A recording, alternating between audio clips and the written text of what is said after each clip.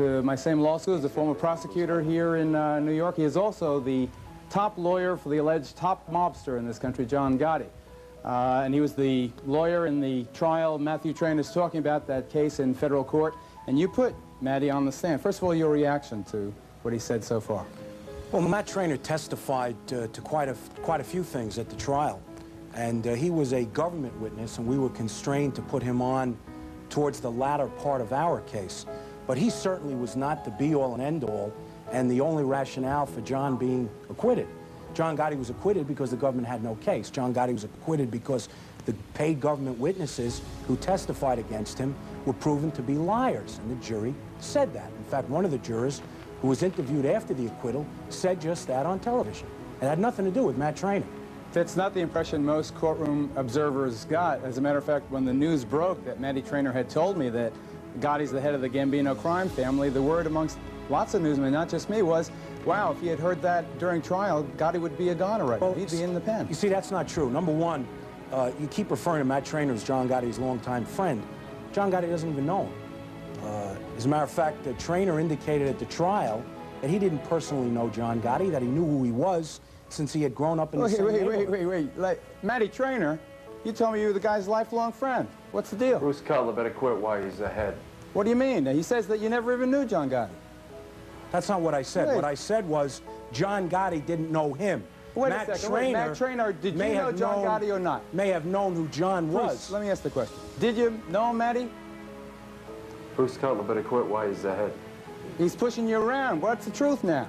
Do you know John Gotti or didn't you? Didn't you tell me you committed crimes with the Gotti brothers? Didn't you tell me you guys used to go around practicing your faces from when you did the armed robbery so you wouldn't break out laughing so people would be afraid? Did you know John Gotti, Matthew?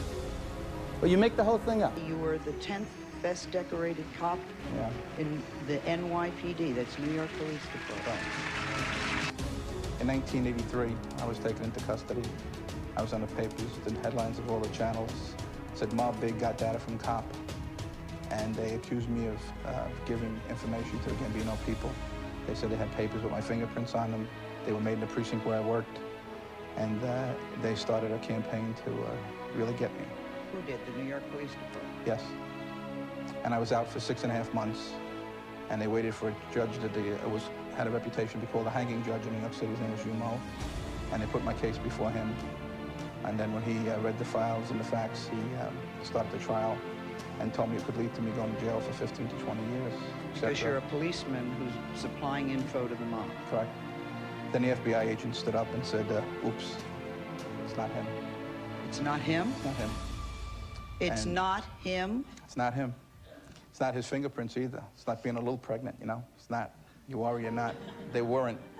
And I was accused of having it done. And then the smear campaign started, you know, you and your kind. And I've dealt with guineas before. And I said, that's not gonna, that's... Who did that campaign? A couple of the internal affairs divisions, you know. A couple of inspectors. One, I asked them if they would shoot me up with sodium pentothal. I would take a detector test. I was 16 years on the job. I never had a day out sick. And I was shot at, stabbed numerous times. But people remembered your father and your uncle's connection. So when they're looking for somebody, there you are. Right. Okay. When the FBI said, whoops, a man's life is probably halfway ruined, did you go back to the police department?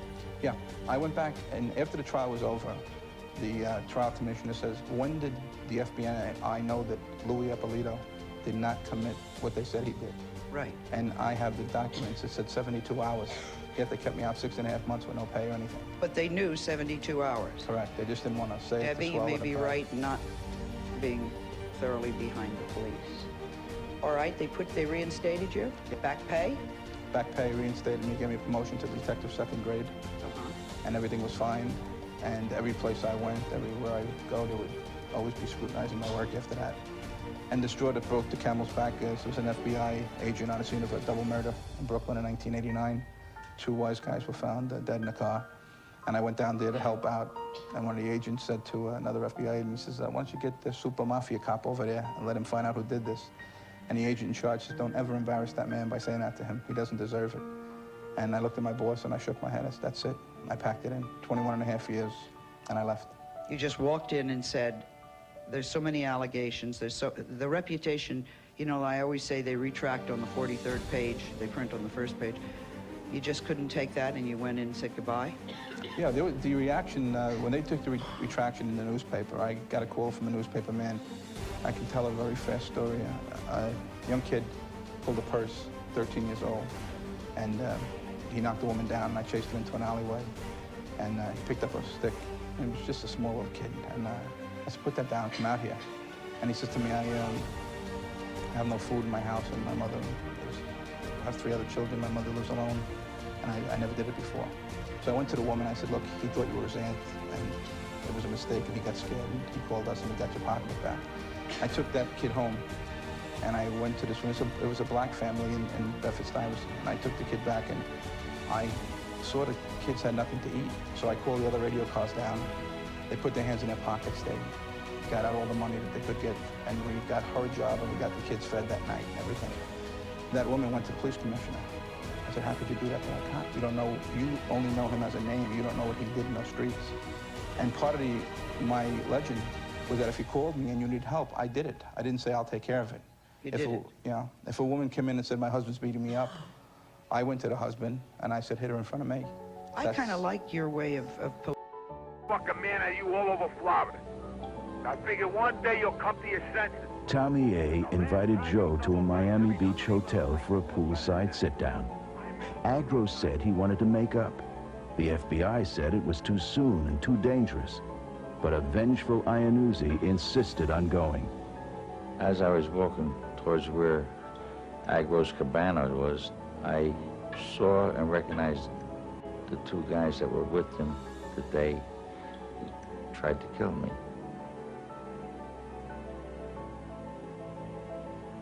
So I kind of shivered, you know, I stopped in my tracks. I got scared. And really shit my pants, I'll be honest with you. And Agro noticed this, and he came over and he hugged me, and like it was nothing happened. He just told me, Joey, I told you nothing was going to happen, and nothing's going to happen. And I pointed to the 2 guys in the pool, and he says, don't worry about them, nothing's going to happen. Agro invited Joe to take a swim and told him to go inside and put on a suit. Joe went, unsure he would ever come out alive. And I got to Paulie Principi and Frank Russo's room, and they had a swimsuit there. And I took off all my clothes. I even took off my shorts and bent over in front of Checo so he could look at my ass to see if I didn't have a microphone. And I put the swimsuit on, and we walked back to the crowd by the pool, and he says in Italian, è pulito, which means he's clean. I mean, fucking moron, he didn't think I understood Italian. I'm Italian. Joe talked his way back into Tommy A.'s good graces, and then took the next step. With the help of an undercover FBI agent, he promoted an elaborate sting operation. Most of the time, he wore a wire. I used to wear my recorder down here next to my, how do you do? You know, it was about that thick and about that long. And see, a wise guy, you know, they might smack you in the back or goose you, but they're not going to grab your crotch. The 2 guys in the pool, he says, don't worry about them, nothing's going to happen. Agro invited Joe to take a swim and told him to go inside and put on a suit. Joe went, unsure he would ever come out alive. And I got to Paulie Principi and Frank Russo's room, and they had a swimsuit there. And I took off all my clothes. I even took off my shorts and bent over in front of Checo so he could look at my ass to see if I didn't have a microphone. And I put the swimsuit on, and we walked back to the crowd by the pool, and he says in Italian, è pulito, which means he's clean. I mean, fucking moron, he didn't think I understood Italian. I'm Italian. Joe talked his way back into Tommy A.'s good graces, and then took the next step. With the help of an undercover FBI agent, he promoted an elaborate sting operation. Most of the time, he wore a wire. I used to wear my recorder down here next to my, how do you do? You know, it was about that thick and about that long. And see, a wise guy, you know, they might smack you in the back or goose you, but they're not going to grab your crotch. Joe Dugg sold Agro and the family on investing in an after-hours gambling club just outside of Palm Beach. They never suspected that the $50,000 Joe put up as his end came from the FBI. Joe got better and better at the con. With a surveillance camera in his club office, he nailed a dozen hoods, and even a local police chief accepting a payoff.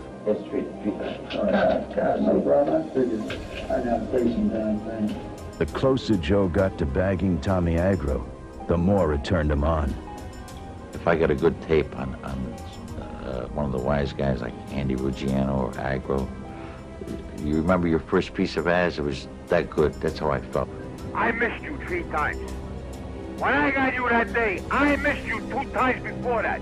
I was down there twice before that looking for you. I was coming in my pants, you know. I felt like I was having an orgasm. You're only alive, my friend, because Don's wife walked in.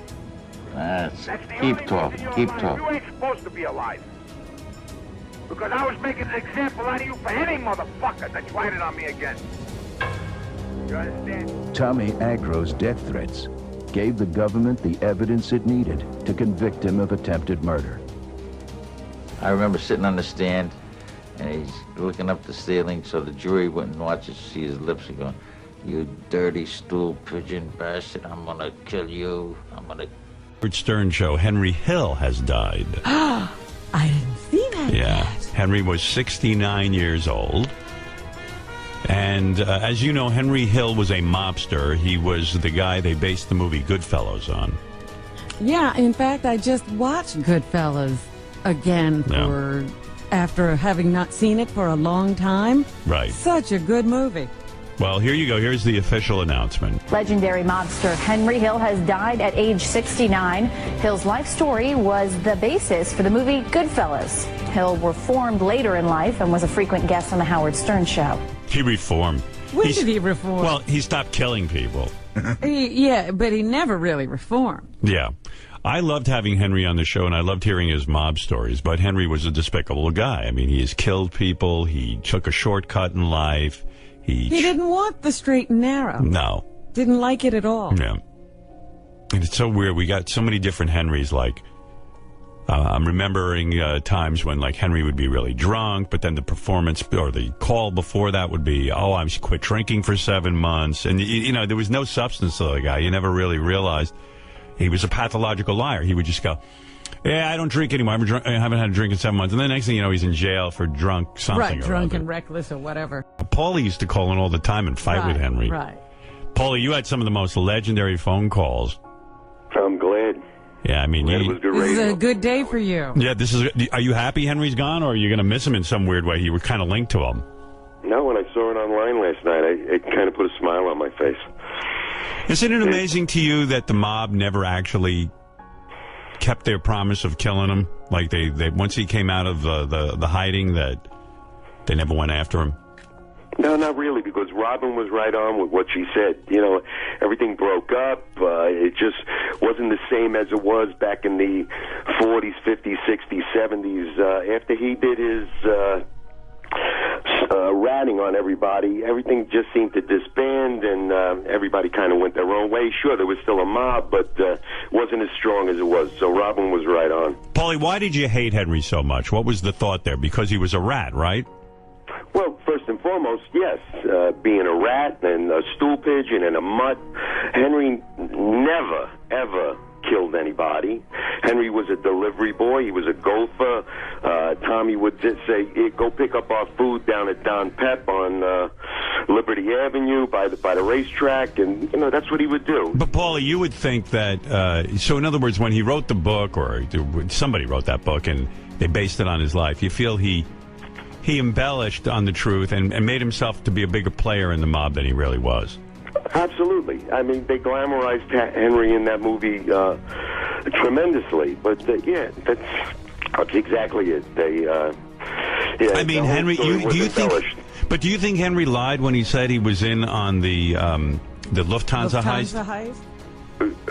Physically on it? Like, do you think he was actually a part of the heist?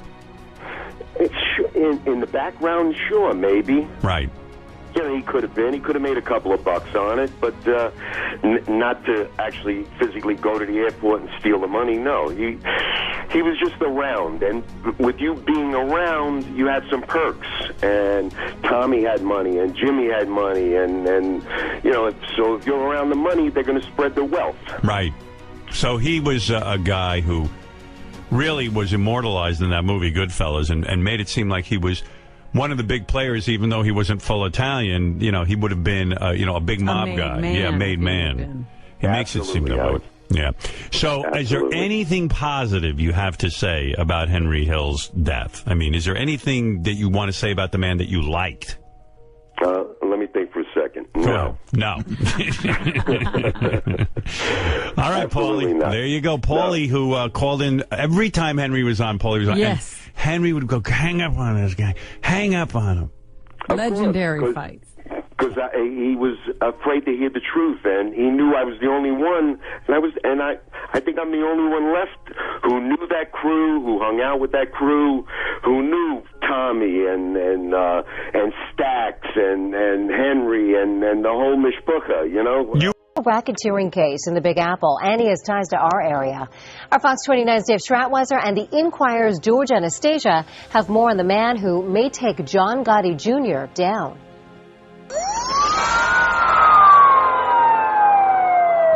Welcome to this week's edition of Mob Talk. I'm Dave Stratweiser. And I'm George Anastasia with the Philadelphia Inquirer. George, this week we're going to go north a little bit to New York, where there's a witness that's been on the stand in the John Gotti Jr. case up in New York City, John Elite, who has some roots here in South Jersey, made some headlines here in South Jersey back in the early 2000s in that area. Talk to me a little bit about John Elite. A key witness against John Gotti Jr. And this is the fourth time they've been trying to nail Gotti Jr. And this time it looks like they're going to do it because of what Elite brings to the table. George, let's start with a little background. Who is John Elite? Elite is a close confidant, close friend of John Gotti's for the longest time. They grew up in Howard Beach in Queens, and he became an enforcer for Gotti. He couldn't become a made guy because his parents come from Albania, but he was very close to Gotti in the 90s, and he's talking about now in this racketeering case, murders, attempted murders, conspiracies, extortion, the full gamut of racketeering charges, and he's putting Gotti in the middle of all of this firsthand, and that's where I think this is different than the previous Gotti trials. A lot of back and forth in the courtroom between the two. Called him a punk, a dog. Talk to me about it. Yeah, I mean, apparently they got into a shouting match. This is about 2 weeks ago while he's testifying. During a break, he's coming down off the witness stand, and Gotti, according to one marshal, mouths the words, "I'm going to kill you." And then they get into a shouting match, and it's, "You're a dog, you're a punk, you always have been." In a delicatessen, and that delicatessen also had bookmakers next door, and they used to use the payphone in the back room. And one of the bookmakers' nieces was a girlfriend of mine as we were kids. So I was familiar with them, and he'd ask me favors to run some slips over to him when I was at work. So I'd run it over in the envelopes. And my bosses at that time were gamblers themselves, so they didn't have a problem with it. They were kind of involved themselves on a very small scale. So I started hanging out and doing little errands, and when things didn't work out later on in life, as a ball player, I had an arm injury. I went back to the street. Yeah, we were introduced to each other through some mutual friends a couple occasions. We really weren't buddies. We just knew each other a little bit. And I met him on other occasions.